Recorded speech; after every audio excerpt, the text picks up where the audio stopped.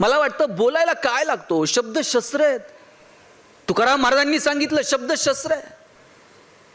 आम्हा घरी धन शब्दांचीच रत्ने, शब्दांचीच शस्त्रे यत्ने करू. शब्दची आमुच्या जीवाचे जीवन, शब्द वाटू धन जन लोका. तुका म्हणे पहा शब्देची हा देव, शब्देची गौरव पूजा करू. काय तुकाराम महाराज शब्दांचं वर्णन करतात. आणि म्हणून शब्द नीट वापरा. शब्दांमुळे दंगल, शब्दांमुळे मंगल, शब्दांचे जंगल जागृत राहावं. आपल्याला जर मागायची वेळ आली तर आपण काय मागू?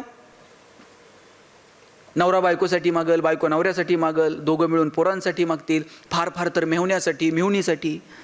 ह्याच्या पलीकडं आपलं नाही. आणि ज्ञानोबांना मागायची वेळ आली तर ज्ञानोबा म्हटले जो जे वांछील तो ते लाहो प्राणी जात. ज्याला ज्याला जे जे हवंय ते मिळू दे. अरे काय लोकांनी अवहेलना केली, किती लोकांनी त्रास दिला. इंद्रायणीमध्ये आंघोळीसाठी पाऊल ठेवायला लागले ज्ञानोबा, तो लोकांनी आंघोळ करू दिली नाही. तुम्ही संन्यासाची पोरा, तुम्हाला इथं पाय ठेवायचा अधिकार नाही. ज्ञानोबा म्हटले मी जर इंद्रायणीत पाऊल ठेवलं तर काय होईल? धर्म मार्तंडांनी सांगितलं तुम्ही जर इथं पाऊल ठेवलं तर इंद्रायणी अपवित्र होऊन जाईल. ज्ञानोबांनी इंद्रायणीचं पाणी असं उंजळीत उचललं आणि सांगितलं या उंजळीत दिसणारा चंद्र साक्षात गंगेत दिसणारा चंद्र आणि या इंद्रायणीमध्ये दिसणारा चंद्र एकमेकांपेक्षा वेगळा आहे का? मग मी इथं पाय ठेवल्यानंतर हे पाणी अपवित्र होईल कसं? इंद्रायणी साक्षात गंगा आहे, ती अपवित्र होईल कशी? लोकांनी सांगितलं हुज्जत घालू नकोस. ज्ञानोबा धाडसानं पाऊल ठेवायला लागले तर दगड धोंडे घेऊन लोक मागं लागली आणि ज्ञानोबांना इंद्रायणीतून पिटाळून घरी लावलं. घरी जाता जाता थोडेसे खरचटलं, हाताला लागलं, झोपडीत एका कोपऱ्यात जाऊन ज्ञानोबा रडत बसले. आणि रुक्मिणीनं जवळ घेतलं, आईनं जवळ घेतलं आणि विचारलं ज्ञाना रडतोस का?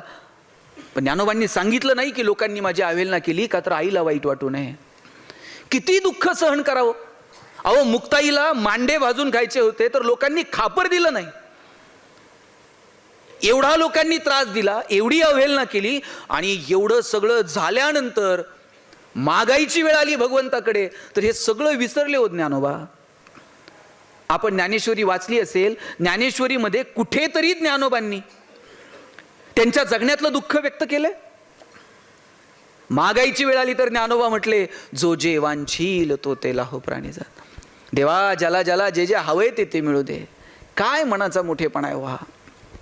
मला या दोन लोकांचा फार हेवा वाटतो. एक भगवान श्रीकृष्ण आणि दुसरे ज्ञानेश्वर महाराज. भगवान श्रीकृष्णाचा याच्यासाठी काय अफाट वक्तृत्व आहे कृष्णाचं. आता इथं तुम्ही मला बोलायला बोलवलंय, काय हो बोलायला लागतंय? इतकी सुंदर सिस्टीम आहे, मस्त ऑडिटोरियम आहे, तुम्ही छानपैकी ऐकतायत, मला काय बोलायला अडचण आहे? भगवान श्रीकृष्णानं गीता सांगितली कुठं? असं सभागृह होतं एसी, माईक सिस्टीम वगैरे, आणि आता कृष्ण उभा राहिलाय आणि गीता सांग. अरे कुरुक्षेत्रामध्ये गीता सांगितली, जिथे आता युद्ध सुरू होईल, जगातले सगळे महान योद्धे एकमेकांवर तुटून पडतील, शंख फुंकले जातील, मृत्यूचा तांडव उभा राहील, रक्ताचे पाट वाहतील, आणि तिथे कृष्ण गीता सांगतो अर्जुना ऐक मला काय सांगायचंय. आणि त्यावेळेस सांगितलेली गीता पुढचे हजारो वर्ष तुम्हाला मला प्रेरणा देते. काय अफाट सामर्थ्य असलं पाहिजे कृष्णाच्या वक्तृत्वाचं. आणि दुसरीकडे मला हेवा वाटतो ज्ञानोबांच्या वक्तृत्वाचा. काय ज्ञानोबांचा कॉन्फिडन्स आहे, काय ज्ञानोबांचा आत्मविश्वास आहे. आपल्यापैकी इथं कोण शिक्षक आहे का? त्यानं सांगावं उद्या तुमची पोरं आमच्याकडे आणून सोडा आणि त्यांचं कल्याण झालं म्हणून समजा. काय आत्मविश्वास आहे ज्ञानेश्वरांचा. ज्ञानोबा म्हणतात तरी अवधान ऐकले दिजे, मग सर्व सुखासी पात्र होईजे, हे प्रतिज्ञोत्तर माझे उघडाय का. ज्ञानेश्वर महाराज सांगतात मी प्रतिज्ञा घेऊन सांगतो, माझ्याकडे एकदा लक्ष देऊन बघा, सगळी सुख तुमच्या दारात लोळण घेतील. अवघाची संसार सुखाचा करीन, आनंदे भरीन तिन्ही लोका. या तिन्ही जगामध्ये आनंद भरून टाकील. काय आत्मविश्वास आहे हा.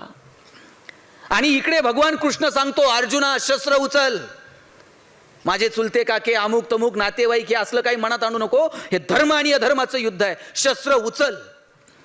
अस्वस्थ असणाऱ्या अर्जुनाला कृष्ण शस्त्र उचलायला लावतो आणि संहार होतो. कितीतरी योद्धे मृत्यूला सामोरं जातात. इकडे कृष्ण शस्त्र उचलायला भाग पाडतो अर्जुनाला.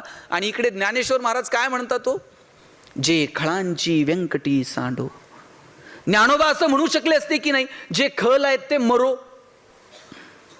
पण ज्ञानोबा असं नाही म्हणत, जे खल आहेत ते मरो. ते म्हणतात, जे खळांची व्यंकटी, त्यांच्यातली जी वाईट बुद्धी ना देवा, तेवढी सांडू दे. आणि पुढचं वाक्य तर इतकं गोड वापरलंय, तया सत्कर्मिरती वाढो. रोप छोटं असेल तर वाढो म्हणतात, आणि रोप नसेल तर रुजो म्हणतात. ज्ञानोबा रुजो म्हणू शकले असते, पण ज्ञानोबा म्हणतात वाढो. ज्ञानोबांना खात्री आहे, वाईटातल्या वाईट माणसामध्ये सुद्धा थोडी तरी सत्कर्माची वृत्ती शिल्लक आहे. आणि म्हणून ज्ञानोबा म्हटले, तया सत्कर्मिरती वाढो. भूता परस्परे पडो मैत्रजीवांचे.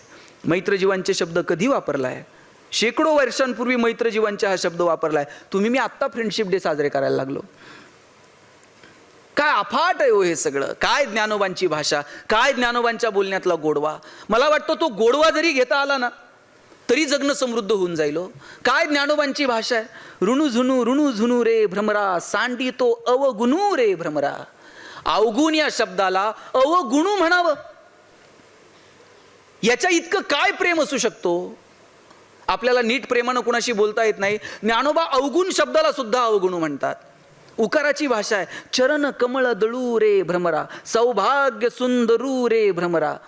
ज्ञानोबा उकाराची भाषा बोलतात. ही उकाराची भाषा कुणाची भाषा आहे हो? ही आईची भाषा आहे. जग तुम्हाला बाळासाहेब म्हणल, पण घरी गेल्यावर आई बाळू म्हणते. जग तुम्हाला गणेशराव म्हणल, घरी गेल्यावर आई गणू म्हणते. आई उकार लावते.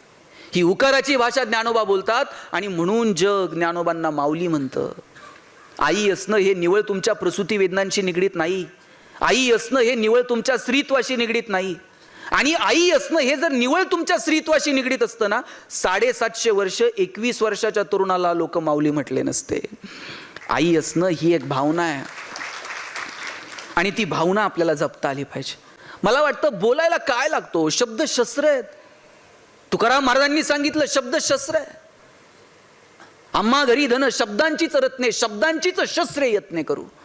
शब्दची आमुच्या जीवाचे जीवन, शब्द वाटू धन जन लोका. तुका म्हणे पहा शब्देची हा देव, शब्देची गौरव पूजा करू. काय तुकाराम महाराज शब्दांचं वर्णन करतात. आणि म्हणून शब्द नीट वापरा. शब्दांमुळे दंगल, शब्दांमुळे मंगल. शब्दांचे जंगल जागृत राहावं.